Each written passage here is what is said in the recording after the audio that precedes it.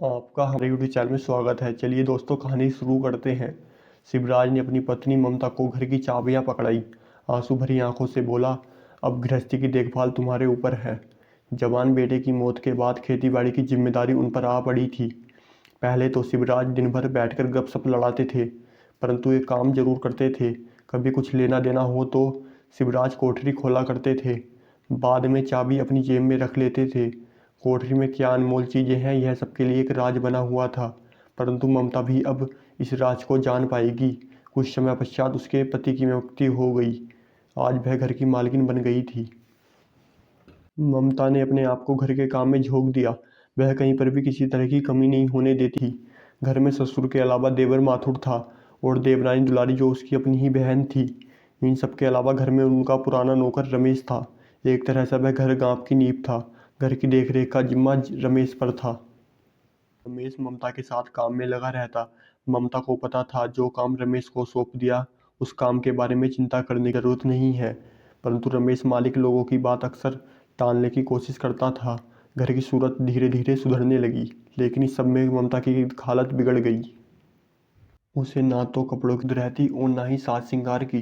कभी कोई नाराज होता तो कभी कोई। एक दिन रूठने की बारी दुलारी की थी।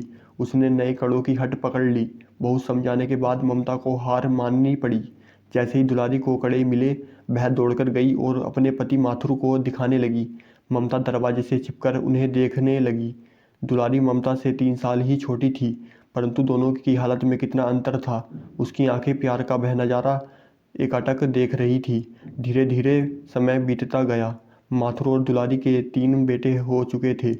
ममता बच्चों पर अपना सारा प्यार लुटाती। वह उनके नए नए कपड़े तथा स्कूल के लिए किताबें भी लाती थी, परंतु खिलौने रमेश ही लाता था। एक दिन घर बिल्कुल खाली हो गया। माथुर, दुलारी और बच्चे शहर चले गए। ममता ने उन्हें बहुत रोका, परंतु वे नहीं रुके। उन्होंने कहा कि अब गांव में रखा ही क्या है। धीरे धीरे जिंदगी नया मोड़ लेने लगी। खेती का सारा भार ममता पर आ गया। रमेश भी उसका साथ बहुत अच्छे से देता था। उन्होंने तरबूज बोए थे, वे बहुत बिके। उसने अपने गिरवी रखे गहने छुड़वाए। वह साफ सुथरी रहने लगी। एक शाम ममता ने रमेश से कहा, तुम तो कुछ ज़्यादा ही मेहनत कर रहे हो, कहीं बीमार पड़ गए तो। रमेश अचानक बोला, मैं अब चलता हूँ। ममता ने उसे रोकते हुए कहा, इतनी रात में अब तुम खाना बनाओगे? तुम शादी क्यों नहीं कर लेते?